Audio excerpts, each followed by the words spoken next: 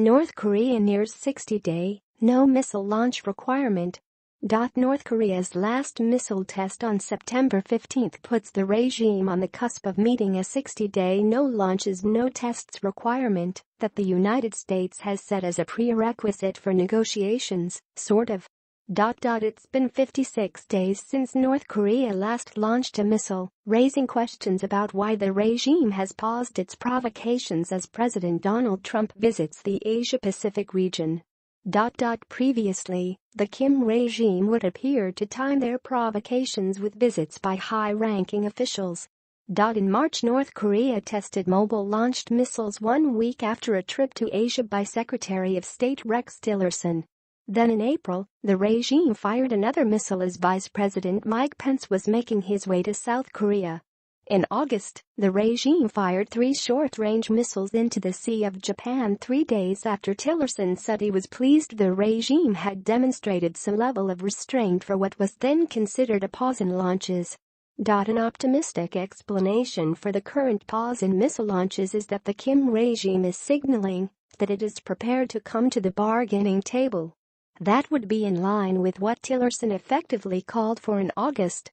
The best signal that North Korea could give us that they're prepared to talk would be to stop these missile launches, Tillerson told reporters in August.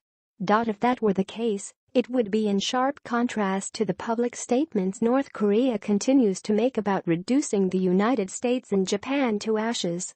But despite the pause, administration sources say the clock doesn't start running until Pyongyang formally declares that it has begun a moratorium on future launches.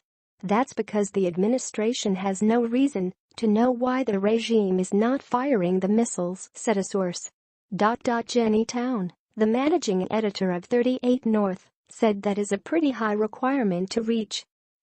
Any time in this political environment, when there are active threats being thrown around, North Korea is not going to make concessions before it starts the negotiation process, she said. Meanwhile, Pacific Command has 3 aircraft carriers in the 7th Fleet, which is responsible for the Asia-Pacific region, raising the pressure on the Kim regime. While Town doubts military posturing will be enough to bring Kim to negotiations, the credible prospect of war on the Korean peninsula has pushed China to enforce sanctions to a degree not previously seen. Other analysts believe North Korea won't come to the negotiating table with anything less than the threat of regime change. Town disagrees. One explanation for the lack of tests during the recent high-level visits of Secretary of Defense Jim Mattis at end of October and during Trump's current trip is simply that the stakes are too high, she said. She believes there is also another possible explanation as to why the regime has not conducted any missile tests over the last 2 months. This is the winter exercise cycle. It would be unlikely for North Korea to do any during this time period anyway, she said.